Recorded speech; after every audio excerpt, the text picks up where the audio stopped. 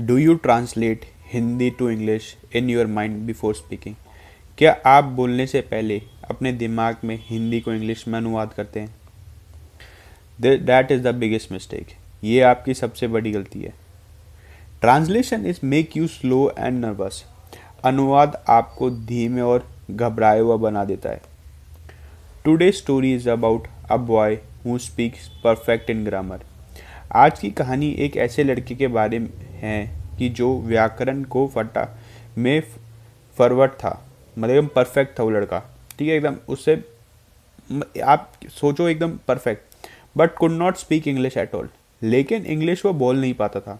English grammar तो आती थी, बट वो इंग्लिश नहीं बोल पाता था। ठीक। He learn one small trick. उसने एक छोटी सी ट्रिक सीखी and his brain change from translation mode to thinking mode. और उसका दिमाग सीधा ट्रांसलेशन मोड से थिंकिंग मोड में बदल गया। By the end of the story you will learn that trick too. इस कहानी के अंत तक आप भी वह तरकीब सीख जाएंगे। Let us begin the story. तो चलिए स्टोरी स्टार्ट करते हैं। Ravi was smart student. Ravi एक होशियार छात्र था। Who love learning English grammar and vocabulary. And जिसने उसे इंग्लिश ग्रामर और वोकैबुलरी सीखने का पसंद था। उसे अच्छा लगता था कि मैं वोकैबुलरी और इंग्लिश ग्रामर सीखूं। He could write perfect answers in exam. वह परीक्षा में परफेक्ट उत्तर लिख सकता था और score high marks and score, और उसे अच्छे नंबर भी आते थे पूरे पेपर में, क्योंकि उसको ग्रामर वोकैबुलरी पढ़ना अच्छा लगता था। But when someone spoke to him in English. लेकिन जब कोई उसे इंग्लिश में बात करता था ना, तो ही बिकेम साइलेंट। सो वो चुपचाप हो जाता था। He felt afraid. वह डर, ठीक है, कन्फ्यूज एम्बेरस। वह भ्रम शर्म महसूस करता था। ठीक है भाई, डर लगता था कि उसमें कोई ग्रामर तो आती थी, लेकिन उसे डर लगता था कि भाई कंफ्यूज ना हो जाऊं, ठीक है, मेरी बेइज्जती ना हो जाए। ठीक है, डरा डरा फील करता था। In his mind he first thought in Hindi and then उसकी गलती देन ट्रांसलेट इनटू इंग्लिश। उसकी गलती क्या थी? वो दिमाग में पहले पहले हिंदी में ट्रांसलेट करता था, फिर इंग्लिश में, and then try to speak. फिर उसे इंग्लिश में अनुवाद करता था और फिर बोलने की कोशिश करता था उस चीज़ को। By the time he was ready to speak. जब तक वो बोलने के लिए तैयार होता था, द कन्वर्जेशन ऑलरेडी एंडेड। बातचीत पहले ही ख़त्म हो चुकी होती थी। जब तक वो सोचता था ना भाई पहले हिंदी में फिर इंग्लिश में, इतने तो सामने वाला तो चला ही जाता था कि भाई बातचीत ख़त्म। तो ऐसे ग्रामर वोकैबुलरी क्या फ़ायदा जब आप अपने मुंह से उस चीज़ को ना निकाल सको। One day Ravi met an English teacher named mister John. एक दिन रवि की मुलाकात मिस्टर जॉन के नाम के इंग्लिश शिक्षक से हुई। Mister John asked him, why do you speak so slowly. Mister John ने उससे पूछा कि तुम इतनी धीमी से क्यों बोलते हो। रवि बोलता है आई translate every sentence in my mind. कि रवि ने उससे बोलता है कि भाई मैं हर सेंटेंस को, हर वाक्यों को ना अपने दिमाग में पहले हिंदी से इंग्लिश में कन्वर्ट करता हूँ, फिर मैं जाके जवाब देता हूँ। But mister John smiled and said. Mister John मुस्कुराए और बोले, that is why you can not speak fluently. इसलिए तुम अपने ना जो फ्लुएंटली अच्छे से इंग्लिश नहीं बोल पाते। ही said when you speak your mother language do you translate first. उसका जो मिस्टर जॉन था वो पूछता है कि जब तुम अपनी मातृभाषा में बोलते हो, क्या वो पहले अनुवाद करते हो उस चीज़ का कि भाई तुम हिंदी बोल रहे हो तो पहले अनुवाद करते हो फिर बोलते हो। Ravi said no, I just think and speak. नहीं, मैं बस बोलता हूँ और सोचता हूँ। Mister John said do the same with English, do same with English. तो मिस्टर जॉन बोलते हैं कि भाई इंग्लिश के साथ भी तुम यही चीज़ करो। Mister John gave a Ravi simple trick. Mister John एक रवि को एक सरल तरकीब देते हैं। He said start thinking in English. वो बोलते हैं कि स्टार्ट थिंकिंग इन इंग्लिश। उन्होंने कहा कि छोटी छोटी चीज़ के बारे में इंग्लिश में सोचो शुरू करो, मतलब इंग्लिश में सोचना शुरू करो कि भाई दिस इज़ द टेबल, ठीक है, this is the chair, the door is lock, the tanker is coming, the car is moving.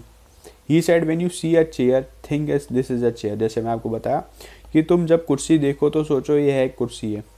When you are walking, कि जब तुम चल रहे हो तो think I am walking to school, तो सोचो मैं स्कूल जा रहा हूँ। Do not translate, just think directly in English. अनुवाद मत करो, सीधे इंग्लिश में सोचो।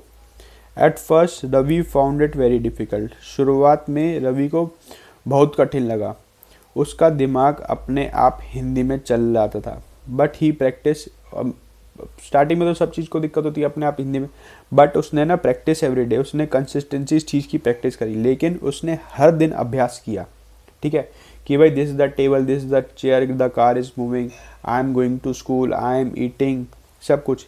ही talk to himself in English while brushing his teeth, उसने वे दांत साफ करते समय भी खुद से इंग्लिश में बात करता था। ही described everything around him in English, उसने अब आपस में हर चीज़ इंग्लिश में ना अपने आप को वर्णन करा था। Slowly his brain started and thinking in English, धीरे धीरे उसका दिमाग इंग्लिश में सोचने लगा। भाई आप डेली प्रैक्टिस करोगे तो आप, ऑब्वियस सी बात है भाई, हमारा ब्रेन भी वैसे ट्रेन होगा जैसे हम ट्रेन करेंगे। After few month something went magical happen, कुछ महीने बाद कुछ जादुई हुआ। Ravi started speaking without translating, Ravi बिना अनाउंस के इंग्लिश परफेक्टली बोलने लगा, ऊपर से उसकी ग्रामर वोकैबुलरी पहले से स्ट्रॉन्ग थी।